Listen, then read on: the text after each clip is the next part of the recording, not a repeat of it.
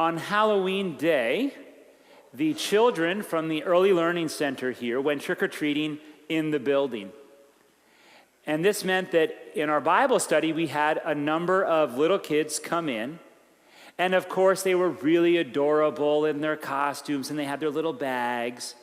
And Deacon Emily had given me stickers to give some of them, in addition to a piece of chocolate. And, they couldn't quite say the word sticker, that really little kid. They were so adorable. And so I was there giving out chocolate and a sticker, and I gave the chocolate and put the sticker in one of the kids' bags, and the kid stayed there. And the kid then this girl really just wanted more of the chocolate that I had for other kids. And I was like, no, I've given you one. And she was really insistent. And so finally the teacher had to pull the kid aside, and then the kid starts one of those, kind of little pouty meltdowns, that they only got one sticker and one piece of chocolate as their bag is overflowing, right? And one of those kind of wincing moments where on the one hand it's really cute, but on the other hand it's just a kind of reminder of who we are as humans. And I think we see this a lot in our lives, where the people in our lives often display a lot of selfishness. Like, my candy, I don't care about you and your candy, I want more candy. And we see this in general, but then when we see it in our families, when there's brokenness, when people hurt us, even abuse or neglect us, this is really very hard for us, and I think it's easy for us to become a bit jaded then about love and life and laughter and sharing in this world. And then if we look in the broader world that we live in, it doesn't take long when you're watching TV or reading the newspaper or scrolling online to just encounter yet one more story of some group somewhere on earth that is engaged in now some sort of violent conflict with some other people or something. And again, it's just really easy when you look out at life to be kind of jaded about humanity and the future of life on our planet. So what do we do then as Christians? Because as Christians, we have this hope, this good news that God is loving. And how do we put this together, that God is loving and that humanity isn't always loving? And that life, well, it gets pretty hard and it's kind of brutal sometimes. Well, typically then there are three kind of doors we can go through at this point. Door number one is the door called cynicism, and we can say, well, look, I don't really know if there's a God. I don't think so. And humanity's kind of a cruddy lot. And my job then is just eat, drink, and be merry with what I can. Right? Plenty of people go through this door. Door number two, for Christians, like, well, no, we got to believe. We want to confess that God is good. But what do we do about all this messiness here on earth? And so what we do then is we say, okay, well, there's a heaven. And heaven is good, it's where God is, and heaven's going to be where we go when we die, and God is safely in heaven, and as long as I can kind of do the right things on earth or be good enough, do whatever the criteria is, then I can end up kind of out of this muckety-muck finally in a better place when I die, right? That's kind of door number two, heaven as the escape from all of the ugh of life. Well, I want to talk to you about door number three. And door number three is really the door that I want to offer that the book of Revelation shows us. The early Christians had plenty of reasons to be cynical. The Roman Empire was kind of what they were all in, and the Roman Empire was this massive bureaucratic military apparatus that oppressed and divided people, heavily taxed them so that oligarchs could have their fun and games and just give enough to the poor people that there wouldn't be revolt, and around every corner was savagery, slavery, and prostitution.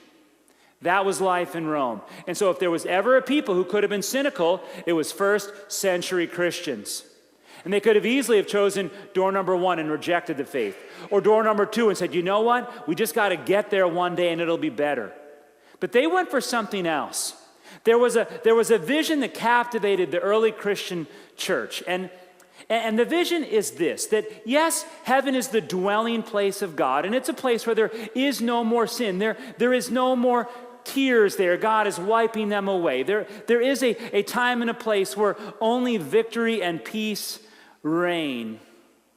But here on earth, it's not quite like that. And so what's going to happen is that heaven, throughout the book of Revelation, is going to intervene in human affairs, sometimes with judgment and sometimes with mercy. And it's not going to be quite clear when and why it happens. It's going to be a mystery of God's both judgment and mercy coming into our lives that ultimately lead themselves to the redemption of all things, because God is so faithful and God so loves the world that he not only redeemed the human heart in Jesus, but has decided to redeem all of creation, making heaven and earth. That's a mouthful. I'll try it again. Okay, door number 3. And I'm going to borrow from Marvel Comics here, okay? There's a multiverse, okay? There's another dimension to reality, and that's the dimension where God exists. And every now and then, in mysterious and mystical ways, that dimension breaks into our reality here in both judgment and both mercy that overwhelm us, and it's a great mystery of why and when. Whew. That's kind of complex. So I think a lot of us would prefer just door number 2. Where there's a heaven where we go when we die. And we know it's going to be good, and we can just get through what we have to get through, and finally in the end, all things will be made right. But then stuff happens in life. You see, again, we want to put heaven on a shelf. We want to put it light years away, protect the sovereignty and goodness of God, but then stuff just happens. We had some Swedes visiting us, and he's actually a Swedish engineer. And so he wanted to see a superlative in America. He wanted to go somewhere where he could say that he saw the largest or the biggest, whatever it was. Because in America, we have all sorts of the superlatives. Now, again, if you go to a place like Minnesota, every small town has one. You know, the world's largest ball of twine, right? You can go find it. In Pennsylvania, though, we're not quite as into this. But we did find one thing that was a superlative. And that is that Lancaster County is home to the world's longest multi-arch concrete bridge. And very impressive. And if you've ever driven on 30 going to York County, there's a second bridge over there that has a lot of pretty arches. That is the world's longest multi-arch concrete bridge, okay? So my Swedish engineer friend really wanted to see this. So we went to Chicky Rock Park and we saw it, but that wasn't a good enough view. So we went to another vantage point and saw it again, but that was not enough. So then we drove over the bridge north so we could take pictures of it. And then we drove back over the bridge, and that actually wasn't enough. We had to get off of 30, and then we actually had to take a photo from underneath of said world's largest multi-arch concrete bridge. So I'm kind of like rolling my eyes at this, but we're guests, and so we're happy to accommodate. Sorry, we're hosts, and so we're happy to accommodate. That night, we decided to go to the Oregon Dairy maze. And we get out the maps of the corn maze, and you know what this year's theme is? The bridge between Lancaster and York County. And it turns out there's a sister corn maze in York that also this year did one, and so they both have these bridges in their corn maze. And so, Emily and I are just laughing, and, it doesn't prove the existence of God, but it's like, if there's a God, then God has a sense of humor, right? God is finally a comedic author who wants to tie, in the final episode, all things together for goodness. So again, we have these things that kind of make us kind of scratch our heads and say, are we really alone? Is it really all coincidence? But then we have moments that I think kind of even go a little bit deeper than that. So we decided to take them. They wanted to go to an American football game. And so we went to Millersville University yesterday. And after Millersville was down by 7 touchdowns, the Americans lost some interest. So we decided to take a campus tour. And at one point, we ended up on this kind of back road that was clearly just a maintenance road. It wasn't well kept. And the sort of rainbow, the pot of gold in the rainbow was just artificial turf fields. So we're kind of walking along, and then right where there should have been dumpsters, there was this lone sunflower. It was just beautifully there. And like the sunflower didn't get the memo. The sunflower didn't get the memo that that's not where a sunflower should be. And the sunflower didn't get the memo that by November 1st, the bird should have already eaten all of its seeds and its leaves should have fallen to the ground. But instead, there it was on this kind of trashy kind of side, do not have high schoolers on the tour look at this kind of road, to artificial turf. And there was this beautiful, again, sunflower just looking right at the sun. And to me, it was one of those beautiful moments of this reminder that as earthlings, as humans, we do all kinds of crazy stuff. We have all these back roads and underbellies. Yet God is faithful. And God continues to shower us, to bless us with these moments, these things of beauty that suggest, again, so strongly to us that, no, we're not alone. And God hasn't given up on earth. And God hasn't given up on you. And I'm curious, what have been those sunflowers on the road for you? What have been those moments where you just kind of get taken and, whoa. That in spite of kind of how crazy and messed up and brutal and just insane the world seems, that there are still these things that are beautiful and good, and they point like signposts. They reflect back God's love, and they make us say, no, we're not alone. Today is All Saints' Day, and one of the things that we do today is we remember those who have died in the faith. My sense is that for many of you today, those people whom you're thinking about today were sunflowers on the road for you. That they were people who, their life, how they treated you, moments when they were there for you on the road of life was a sunflower on the road for you. And in spite of the darkness and the difficulty, that valley of the shadow of death you were walking through, that somehow their presence was reflecting to you of God's love. And they became an incarnate sacrament. They became a sort of somebody holy, definitely a saint in your life. As Lutherans, we certainly want to acknowledge the named saints of Teresa or Joseph or Paul, to name a few. We also want to acknowledge that all those who have been claimed in the waters of baptism have put on Christ's righteousness are saints. And again, not to get too theological, but to just put it more poetically, I want to offer to you that the saints were the people who were the sunflowers on the side of the road for you in your life.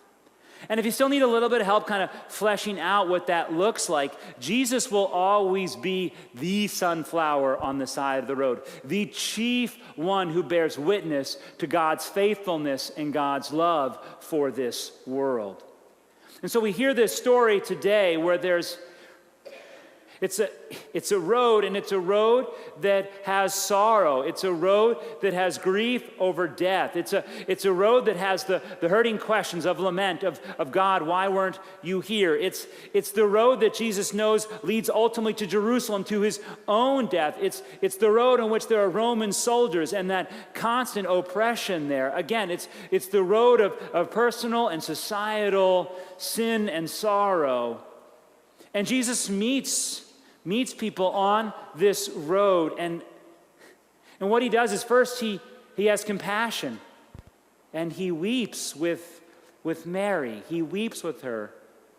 Yes, he knows that ultimately that he will make all things right. But as he sees her grieve, and he knows the loss she's experiencing, and he has compassion on her. Likewise, he prays this prayer that's audaciously bold in that it confronts death, but it also is pointing back to God. And Jesus wants to make sure that we know this isn't a parlor trick, but this is about the Creator's glory. And finally, in the end, Jesus isn't scared of death. He goes right to the tomb, right to the place of the untouchable, of the smelly, of the dirty, of the decaying, of sin, of all that. He's not scared of it. He indeed is the resurrection and life. And he displays such courage there. Jesus, again, will always be the sunflower on the side of the road, pointing us back to God's faithfulness and God's goodness. So in your life, who have been those people that have embodied that compassion for you, that humility pointing back to God, or that courage in the face of great challenge and even death? Again, my sense is that we've all been blessed by people who have been those sunflowers on the road, who have had that humility, that compassion, and that courage. But we also know that Jesus is the sunflower on the road for another reason, and that is because he's going to go on to a different road, and that road is a road up a hill to a cross, where they're going to nail him to a tree, and he's going to be there for all the world to see, bleeding and dying, taking in his body your and my sin, your and my death, that it might be finished, that he would claim us then as his beloved children, that he would give us his holiness, his righteousness. And he becomes again for all times the sunflower there, as he focuses on forgiving others and finally saying, "Into your hands, O Lord, I commend my spirit." Today we have a baptism, and in the waters of baptism, yes, indeed, you are clothed with Christ's righteousness. You are given your status as a saint. But also in here now, hear the work, hear the challenge for you. There's this candle lit, and we hear, "Let your light so shine before others that they may see your good works and glorify your Father in heaven." And this is not just for those baptized today, for all of us who have been baptized. We're given this call. To put it poetically, we're called to be the sunflowers for others on the road.